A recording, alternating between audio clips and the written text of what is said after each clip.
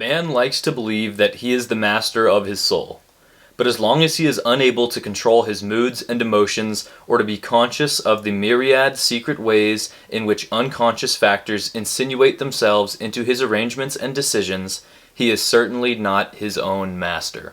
Well said, Carl Jung. Well said. What's up, guys? This is the host. You're watching The Gray Medium, and after years of obsessing over Tool lyrics, I finally decided to pick up some Carl Jung books and to read Man and His Symbols.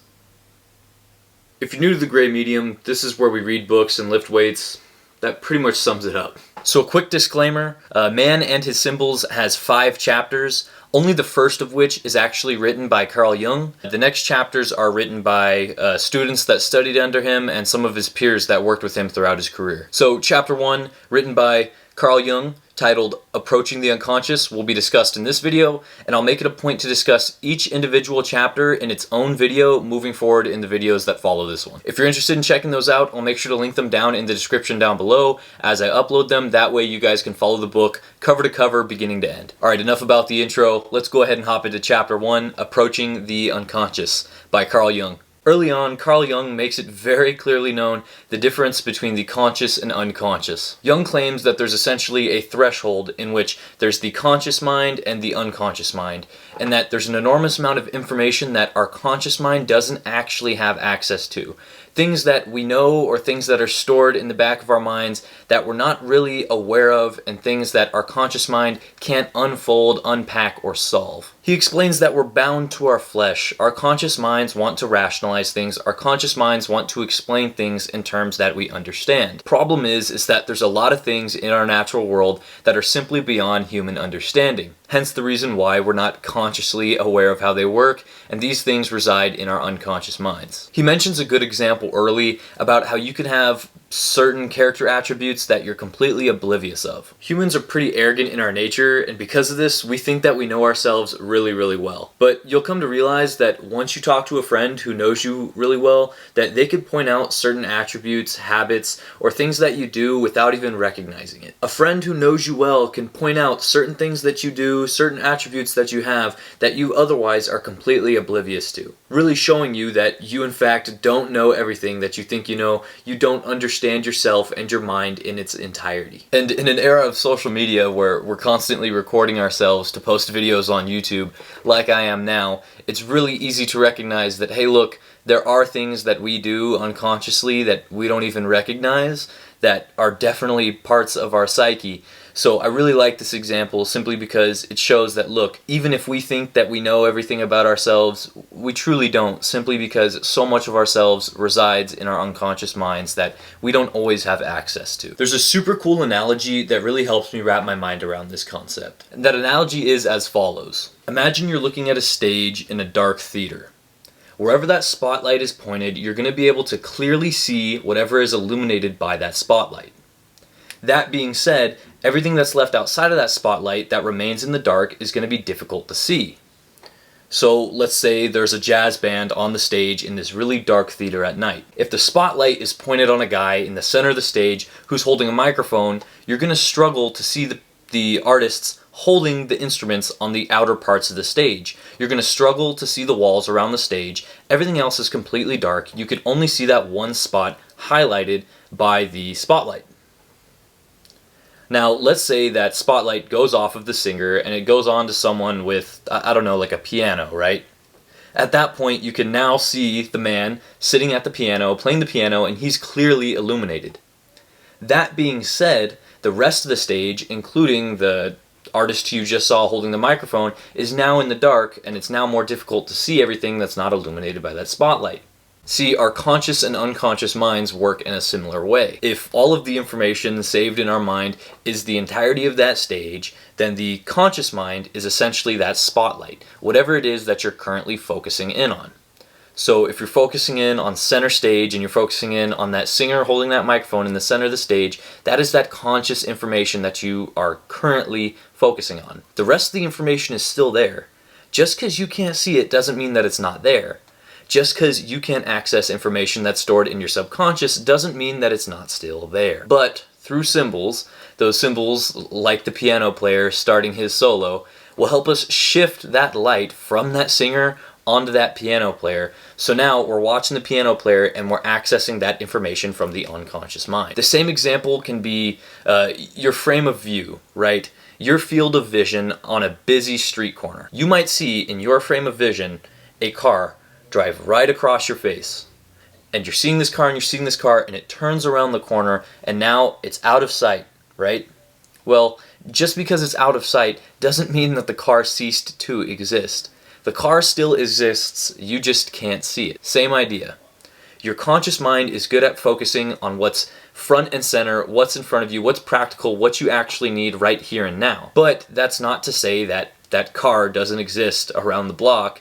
You just don't currently have access to it because you currently can't see it. This is the analogy, with the spotlight on the stage or with the car driving around the street corner that really helped me wrap my mind around our ability to differentiate between the conscious and unconscious thought processes. A phrase that I'm sure anyone who's in the field of psychology is pretty familiar with is the phrase free association. The phrase free association is essentially when a client is shown a image or an ink blot or something of that sort that doesn't really have a specific meaning attributed to it, and then what the psychoanalyst would do is try to evaluate the client based on what they think that ink blot or that image or that vague symbol is supposed to mean to them. Carl Jung was talking about this ink blot when he quoted Leonardo da Vinci, who wrote, "It should not be hard for you to stop sometimes and look into the stains of walls, or ashes, of a fire, or clouds, or mud like the places in which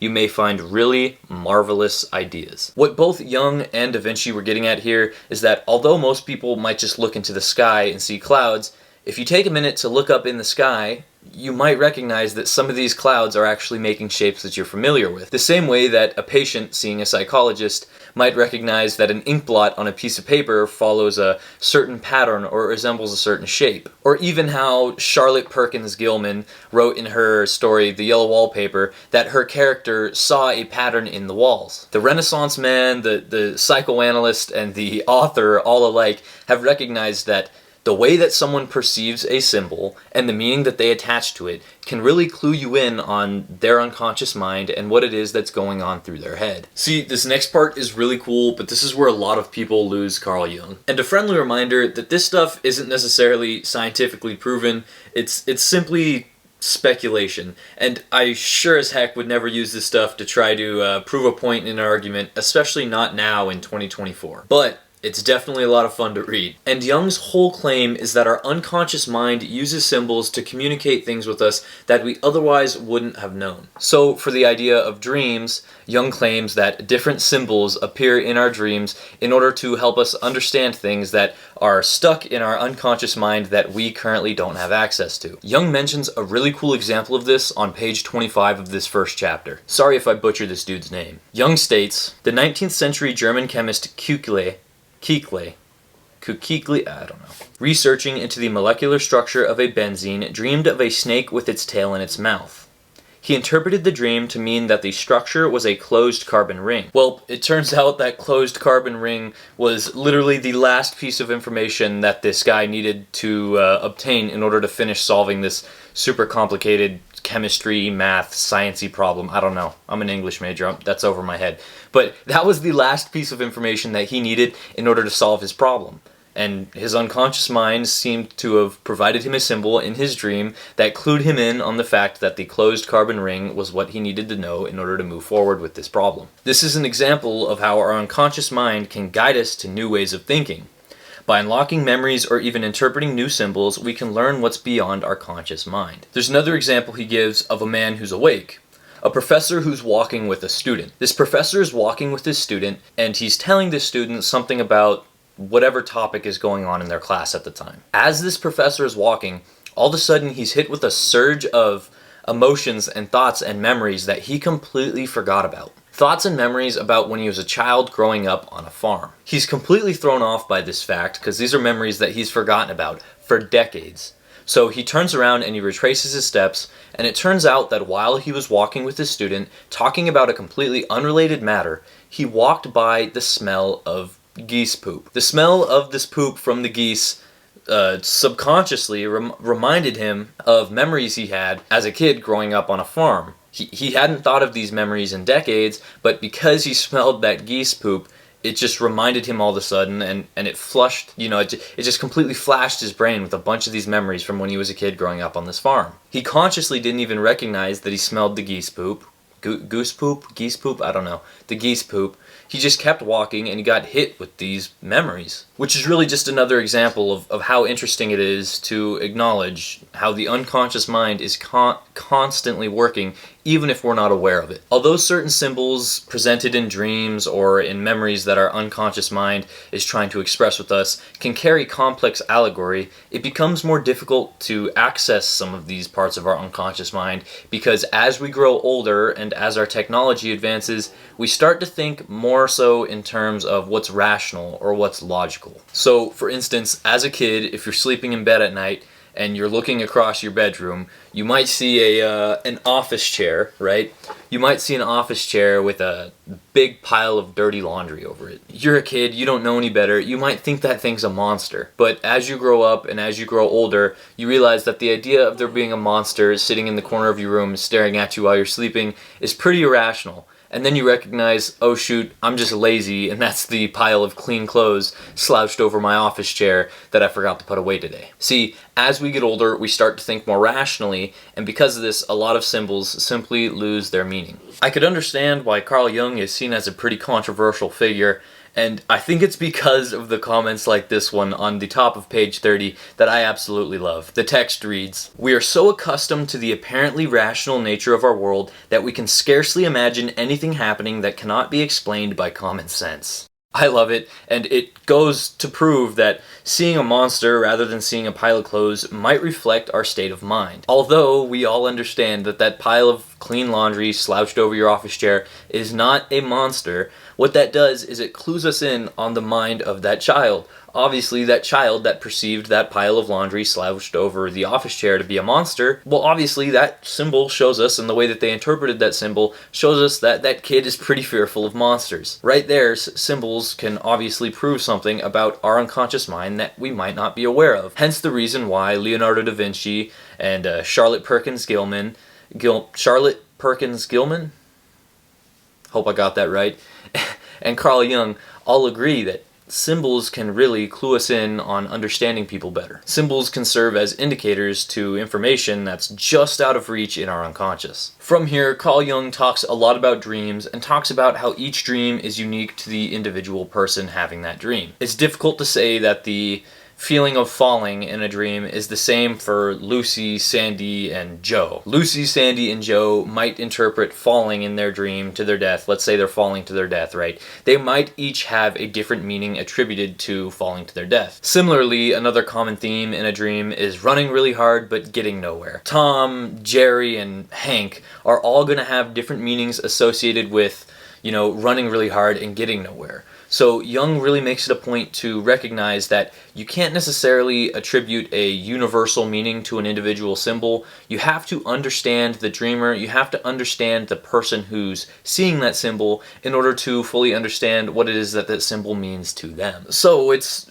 really a good transition point that Jung uses to make the transition between thinking and feeling. And he stresses the importance that while logical thought is obviously useful and it's critical to everyday life and any innovation that we've made moving forward, he says that you really shouldn't disregard feeling. You shouldn't disregard intuition. You shouldn't disregard your hunches and your instincts because they might be just as valuable as your logical thought process and your problem-solving abilities are. Another really cool example he mentions is that of a really, really shy guy. A guy who's pretty smart, he's really sharp, he's well put together, but in the social circles he exists within, he doesn't speak much at all. He only really talks unless talked to, but when he is talked to, he says something really deep and meaningful and something that contributes to the conversation really well. That being said, he's more so introverted, as most people would say, and he tends to just stay quiet and stick to himself. See, this same individual goes on to have dreams that he's having important conversations with presidents,